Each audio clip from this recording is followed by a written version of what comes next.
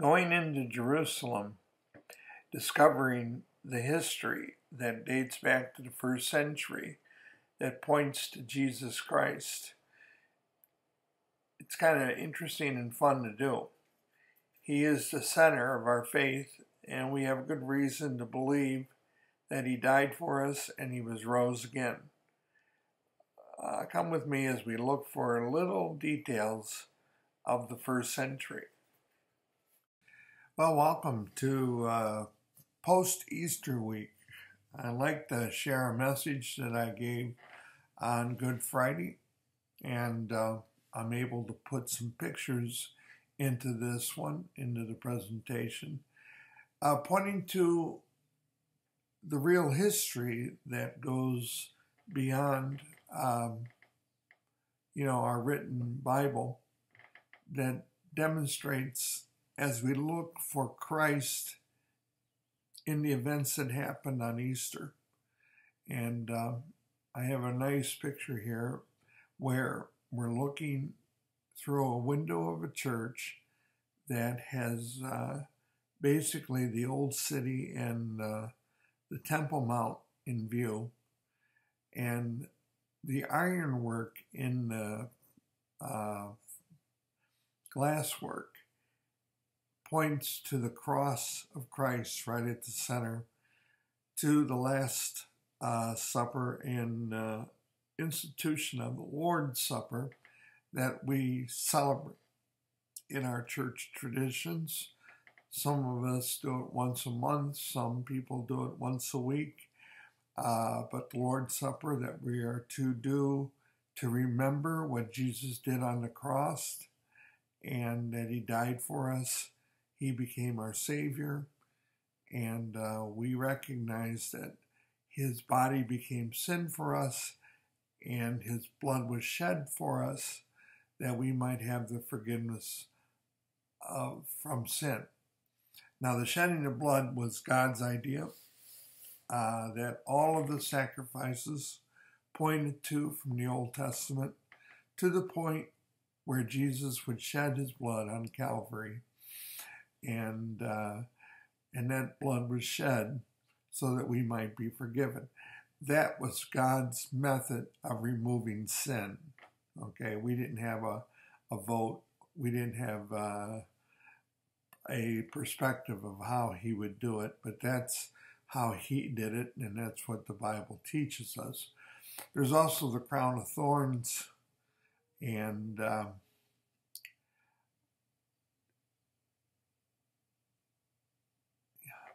the disciples are sitting around this, amplified by the circle, and so you see it, and it's a wonderful picture. And we certainly see that Christ is the key to Easter that we celebrate. It's just a wonderful holiday. Okay. Now, I have another picture here of the cross. Same picture, but blown in, where the cross is the center, and you're looking from the Mount of Olives, where the church is, through the valley, and upward to the wall and the Temple Mount. And you can see at the bottom of the wall a whole lot of graves that are there of people who wanted to be buried so that the Lord, when he came, would not forget them.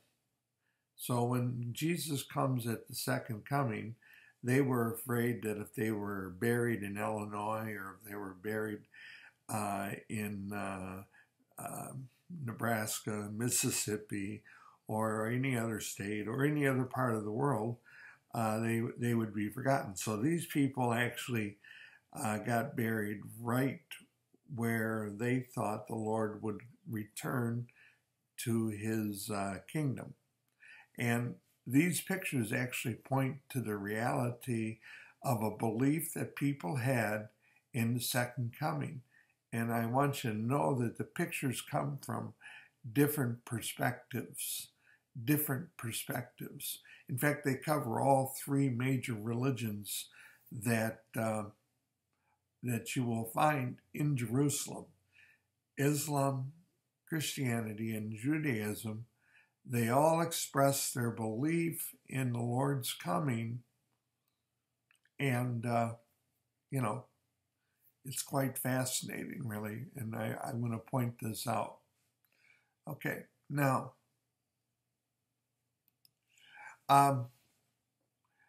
so when we look at these certain realities that happen, I want to just point out a few things that point to the difference between history and somewhat tradition. Traditions can be strongly based, go back a long, long time, and have a strong probability of history. Then there's other traditions that they go back, but they're a little dubious. There could be other options. And, the event's there, and we can nail down a lot of it. But as far as whether it's tradition or what we later discover, that's part of the piecemeal work that's done over history. But tradition certainly points to a long-standing belief in many things that happened in Jerusalem. But we're going to actually look at things that show us the history of the first century. And to me, it's exciting. So, hang in there with me. Now, before we get to our particular emphasis that we want to look at in the message, I just want to point out a few things that does indeed show history. Okay. Now, we're going to look at the perspective of three different belief systems in the coming of Christ. And it's pictured here when you look at the Eastern Gate that's right there in the middle. Alongside the Eastern Gate are burial sites of both Jews and Christians who believed that the Messiah was coming through the Eastern Gate, and they indeed wanted to be buried there, okay, so that the Lord would not forget them. Now, there's also, a rather amazing picture that you probably never knew existed, but the largest Jewish cemetery in the world is found on the Mount of Olives, towards the southern part of the mountain. And you can see here in this picture the large cemetery. Now, these are Jewish people who have put graves, been buried on the Mount of Olives. And why?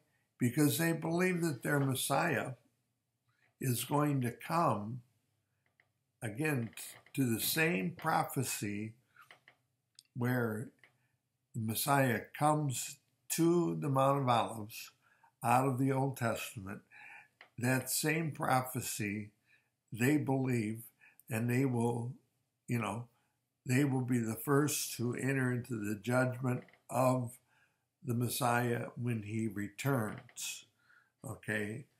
Now, a couple things happen here. First of all, the Mount of Olives, according to Zechariah, will actually split right in two.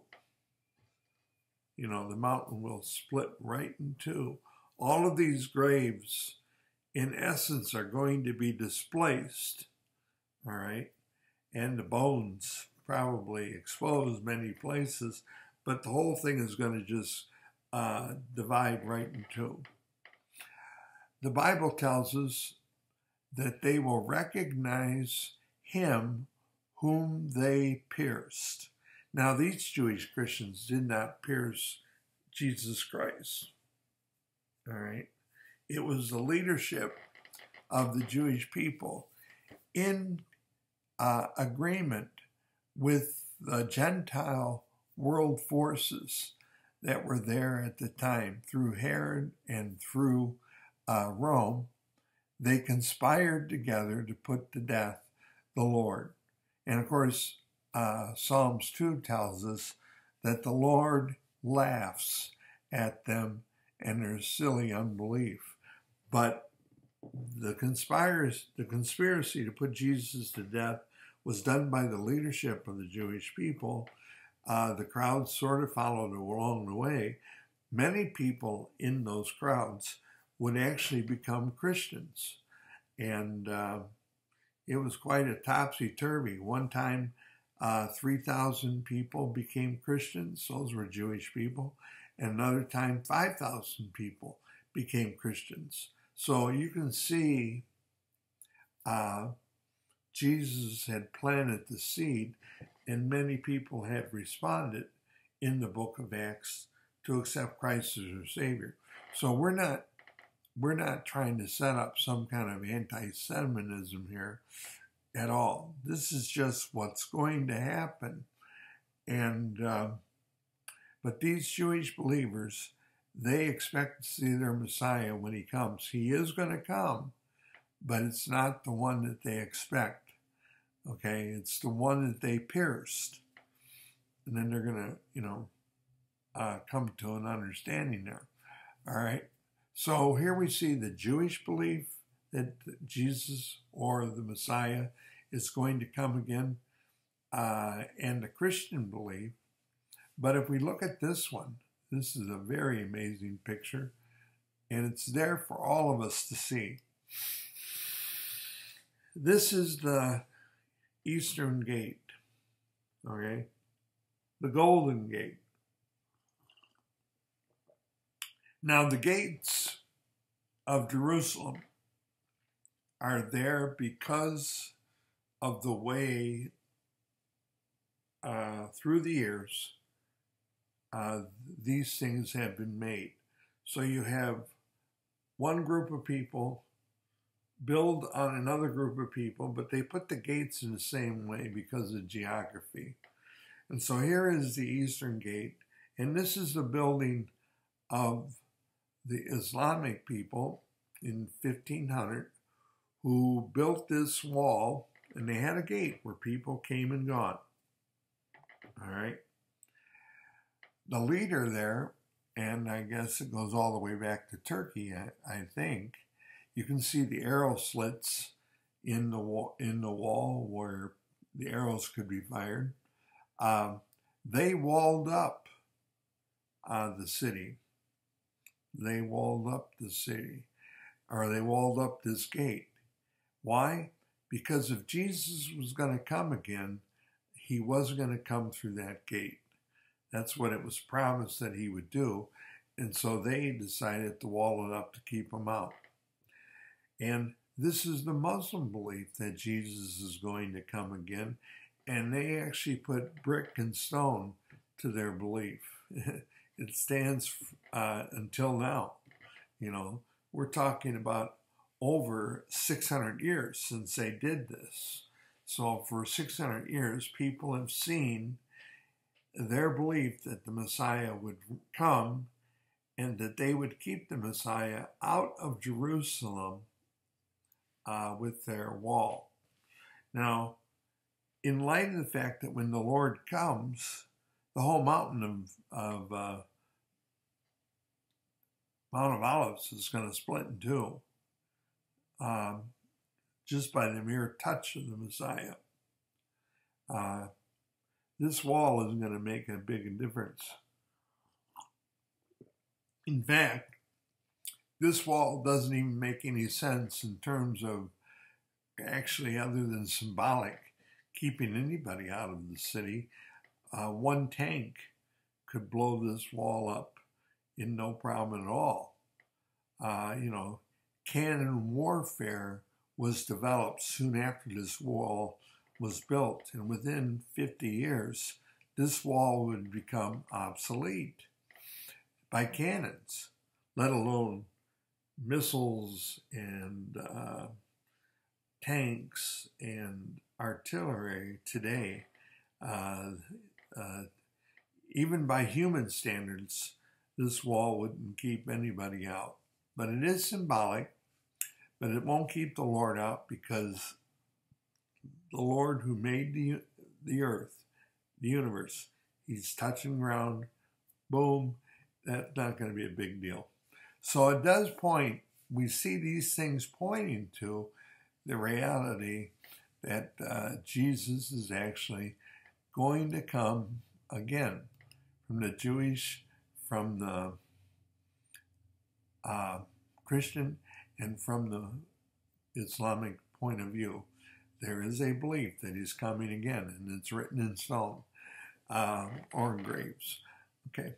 Now, there's another fascinating historical thing that shows up from Jerusalem, and here is an actual street that was dug up from the 1st century. Along the left side of the picture, you see the marketplace, almost very similar to the marketplace that would be up in the Jewish and Muslim quarters and Christian quarters. Okay, these shops. And here are shops that were on this 1st century street. But you can see that the street was broken up and damaged, and it was damaged by stones being thrown right onto the pavement, and it cracked the pavement, and these solid rocks just made a big dent. And Jesus gave the prophecy for this. Jesus gave the prophecy for this. Read this. In Matthew 24, then Jesus went out and departed from the temple, and his disciples came up to show him the buildings of the temple. It was quite impressive. And Jesus said to them, do you not see all these things? Assuredly, I say to you, not one stone shall be left here upon another that shall not be thrown down. And so he gave a prophecy of the destruction of Jerusalem that actually occurred. And we can see that evidence right there. Okay? We can see that evidence right there. It's pretty amazing. All right? Now, the evidences continue. Okay? The evidences continue as we look through Jerusalem. And here we see, for example, Gethsemane. All right? You can look around the Mount of Olives and you'll see several gardens. There were at least 4 kept gardens when I was there. French Gethsemane, Russian Gethsemane, and 2 others. And each one of these gardens, they claim to be the garden that Jesus was in as he prayed with his disciples. We really don't know for sure, but we can see the olive trees, and they're quite old. All right, they're quite old. And they picture for us in a nice way how Jesus would have went to the Mount of Olives, filled with olive trees, and he would have prayed and asked the disciples to pray with them, and they would fall asleep. They would kind of fail. Well, we actually see, gardens, okay? When we look at Gethsemane, we see these gardens and what they look like, and it just gives us an idea that there was a real place here where they could actually look at the Lord. Okay? Now, the evidences continue, really. The evidences continue. We see some amazing steps that are real steps, okay? And they have been unearthed. They were under the ground, along with the gate that now is can be seen that Jesus would have walked through. All right. This actually dates back to the 1st century, these steps. And Jesus would have actually walked on these steps. And in that corner, right above where Wayne Style is sitting, is the doorway that they would have actually walked through. Today it is bricked over, but there would have been a door there that Jesus would have entered, where he would have went into the city, into the temple area for one last time before he was taken prisoner, okay, and then tried. So here is the very street or steps that he would have walked on. Now,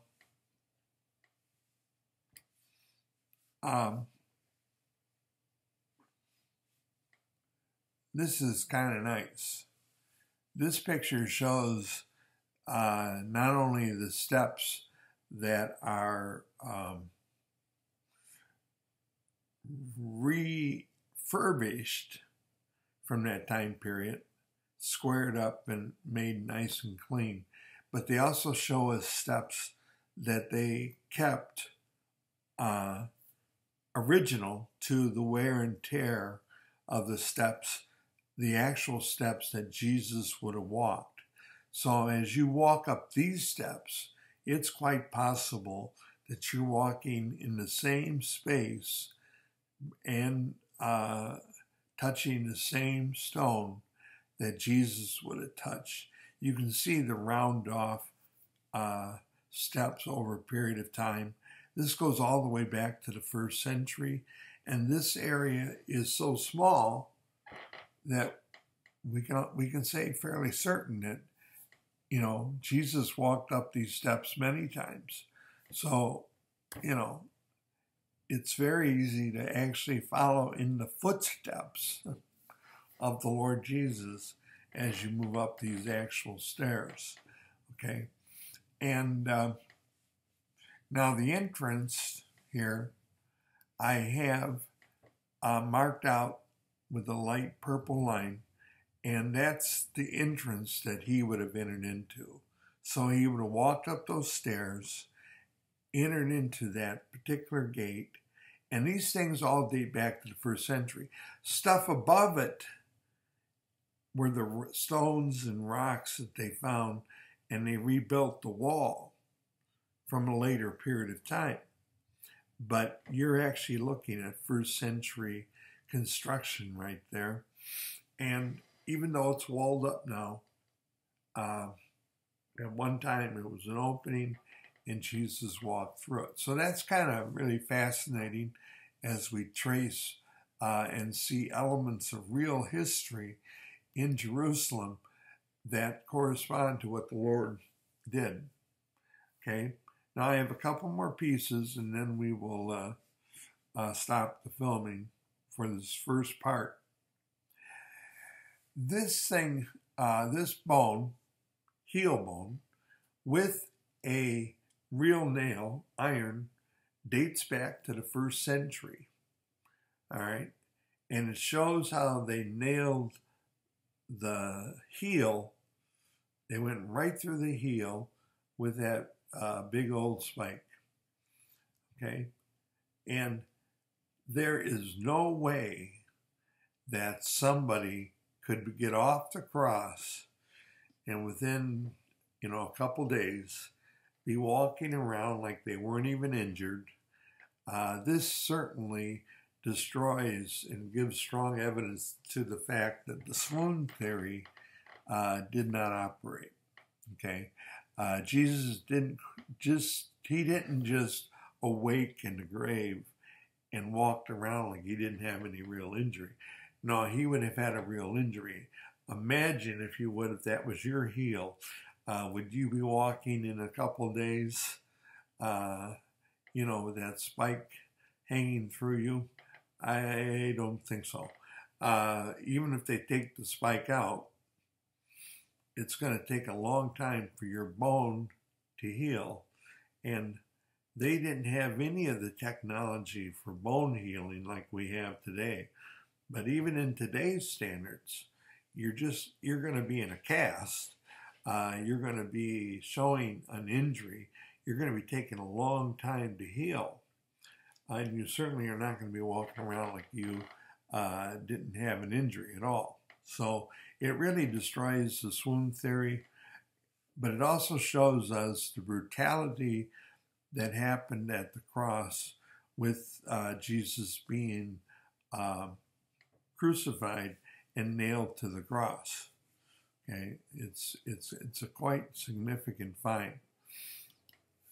Now, and by the way, that heel was not the Lord. It was just, I believe it was somebody later, about the time of the rebellion, where they just crucified thousands of Jewish people. Now, this is an interesting place. It doesn't get the publicity that it used to get in many of the tours if you go to Jerusalem today. They pretty much follow the traditional De La Rosa pathway in Jerusalem. But here is a place, if you look at it from a distance, it looks like a skull. Okay? And we know that Jesus was buried in a place of the skull. And this looked like it. Now, just recently, due to erosion, part of the skull in the stone fell. But you can still see there's still parts of it that you can still see. But when I was there back in 1976, this was very, very distinct. Now, above it is a bus station, and a bus station, that just doesn't look too religious, right? Everybody in natural traffic. But at the place, the skull on top of that area, I believe is where Jesus was crucified. Now, again, many people follow the traditional beliefs of where he was crucified. And Wayne Stiles actually takes you on a tour of that particular location and what are some of the things that lead people to believe that. But for me, this is quite a picture. And it, again, shows us a wonderful reality that we have about the first century and the death and burial and resurrection. Now, they found a garden tomb. We don't think this is the tomb that Jesus was in, but it is an example of a tomb, and you can look inside of it and see where they had cut out of the stone a place for the body to rest, and that body would rest in that tomb until it became bones, which wouldn't take too long, and then they would take the bones and they would put it in a box. Okay, and it's just amazing. Amazing, amazing, amazing. Okay, now I have to say, as I hope to find it for you real quickly, one more picture that is awesome. There's many more, but this one I think will blow you away. Let's see if I can find it. Otherwise, I'll describe it. I'll use another box.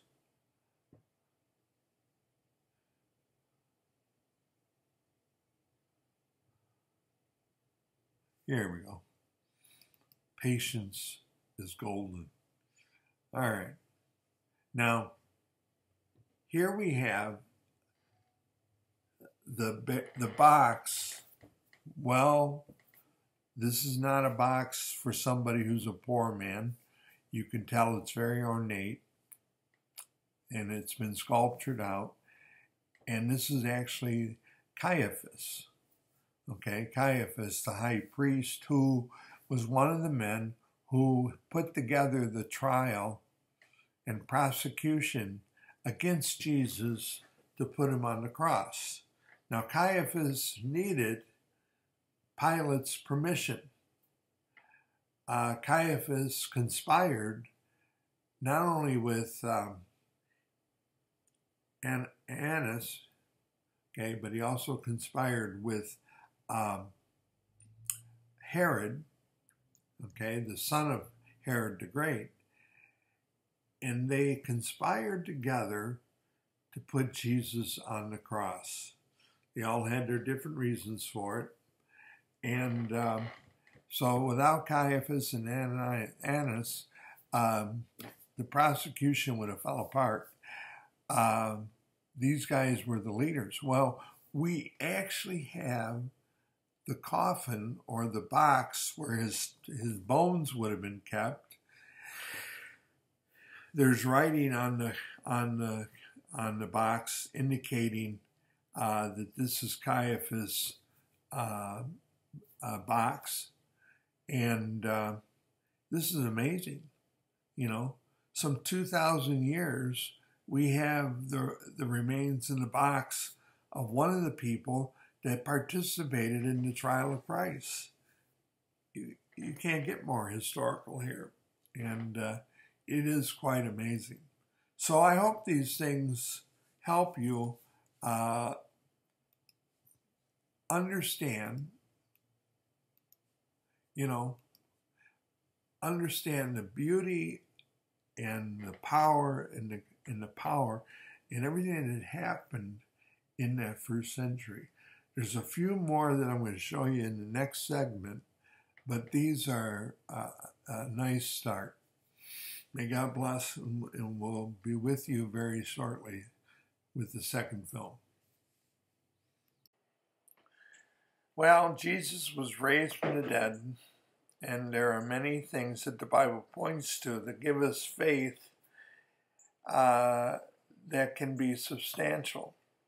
I tried to share some of the things that hopefully encourage your faith, knowing that you can believe in something that is true. Till next time, may God bless you.